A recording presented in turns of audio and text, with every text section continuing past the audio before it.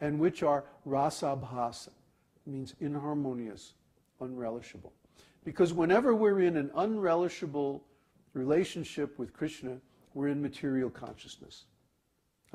Like the people who are going around being ugly, thinking that I am the owner, I'm the controller, I'm the doer, I'm the knower. They're thinking all this stuff. And because of that, they're ugly. They're nasty. They're ignorant. Because we're not the controller, we're not the owner, we're not the creator, we're not the proprietor, we're not the doer, we're not the knower. We are simply energy of Krishna. Consciousness, conscious energy, Brahman. Aham Brahmasme. I am Brahman. I am consciousness. But what am I conscious of? If I'm conscious of this material body, I'm more or less ignorant. But if I'm conscious of my consciousness, to that degree I am enlightened. And when I'm fully conscious of my consciousness, I'm conscious of my spiritual identity and my eternal relationship with Krishna. Then I'm fully enlightened. I may also be conscious of this material body and be performing service with my material body, but that's just external. That's not who I really am. When one is in that condition of consciousness, that is awakening, that is bodha. That's self-realization. So we want you to attain that platform. We want you to get that realization. So we want to talk about, first of all, the vocabulary of these different emotions in relationship with Krishna. And then the next stage is realizing, well, how do we develop one emotion into another? You see? Because we have to understand how to plant the seed of bhakti in our hearts and how to water that seed and cultivate it and let it grow up into a big tree. Right? Because that will be pleasing to Krishna and to us. So that's the art. See, without knowledge of that art, then how can we grow? Just like if you're a farmer and you don't understand the different stages of the growth of the tree, for example, then how can you care for that tree and how can you nurse it to its mature stage to where it actually bears fruit? If you don't know the different stages of devotional service, you know the Adau Shraddha verse? Adau Shraddha, Sadhu Sango, and so on. There are 10 stages. In the beginning, Adau, in the beginning, Shraddha, there's faith. Faith is only the beginning of devotional service. It's the preliminary stage. Then what? Sadhu Sango. That means you associate with devotees. You get a little faith, you associate with devotees. That's what you're doing right now in this Sangha. Sadhu Sangha. Satsanga. Sat means truth, and Sat also means devotees, self-realized souls. So, Sadhu Sango, and then what? Bhajana Kriya. Bhajana Kriya means you approach a self-realized spiritual master and take initiation and perform devotional service under his direction and inspiration. And then what?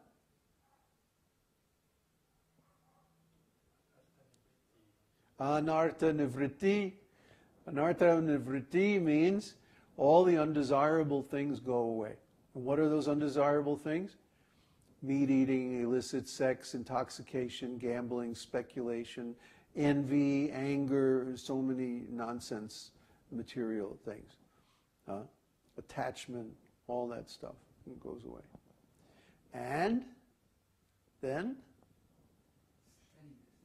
Steadiness, yes. Yeah. Nishtha. Nishtha means steadiness. Until all of the unwanted character traits and desires and activities are cleansed from our hearts, we can't be steady in devotional service. We'll keep falling down. Because we'll have some desire that's opposed to devotional service. So when those desires are all gone, then we can attain steadiness. And then from steadiness, the next thing is ruchi, taste. Yeah, we get a taste for devotional service. Because we actually know what it is now. You can't really know what devotional service is until you become steady in it. Or it's going to be mixed with some material nonsense. But when you actually have pure bhakti, not mixed, not mishra bhakti, but kevala bhakti, pure bhakti, then you can develop a taste, because then you have the real thing finally. This is real bhakti. So from nishta, then ruchi, taste, and then from taste, bhava, right. Transcendental emotion, huh? Attachment, asakti. Asakti. Asakti. Yeah, shakti is energy. Sakti, asakti. Asakti means you don't want to let go of it. You become attached. You start thinking, I am Krishna's, and Krishna is mine. You develop this possessive kind of feeling towards Krishna. And from that bhava is coming, from that attachment.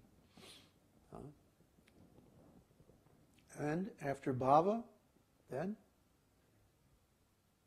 prema. Prema means fully ripened love of Godhead. So to get through all those stages, it's just like you take a seed, you plant the seed, and then this little creeper comes up, and then you have to get the weeds away and fertilize it and cultivate it and protect it and let it grow. And then finally maybe you have to put a stick, to keep it from falling down, and maybe you build a fence around it, keep the animals away, and then you fertilize it and then water it some more, and then it gradually grows up and becomes a tree. And then maybe you have to, trim it, or what do they call that? Pruning, yeah, or fertilize it in some way. And then finally you get the fruits after many years. So the farmer has to know all the stages of growth. Similarly, the devotees have to know the process and the stages of growth of devotional service, or how else are they going to cultivate it in their own hearts? But this isn't something to just listen to. This is something you need to duplicate. Duplication is the first stage of learning. Duplication, then understanding, then contemplation, and finally realization. We go over this in our book, Search for the Absolute Truth. So you have to really pay attention to this stuff. This is not just entertainment. This is not just something you sit back and listen to casually. It's not the books like Prabhupada's books and Vedanta Sutra and books like that. You don't just read them like a novel. You sit there and study them. You have a dictionary and you look up the meanings of the words, every little word. That's called scrutinizing study. And that's what you need to do to actually realize them. Try to understand. First, you have to duplicate the meaning. Just like I have an idea in my head, so I encode it into words, and then I speak the words. You hear the words, then you have to decode the words and get the same idea in your head.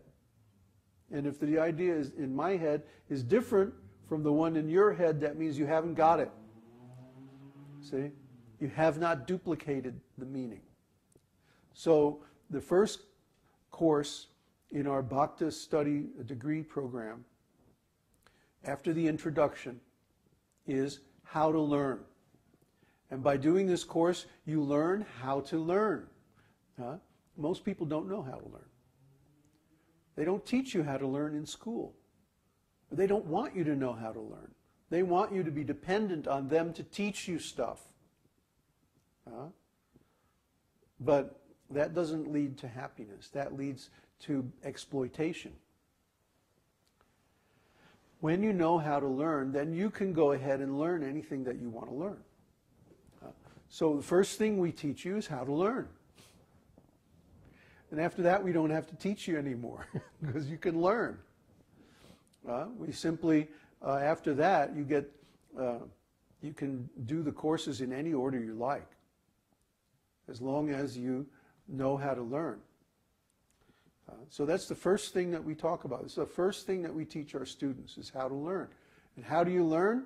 By clearing the meaning of the terms, by making sure you duplicate the actual definitions of every single word that we use in our teaching.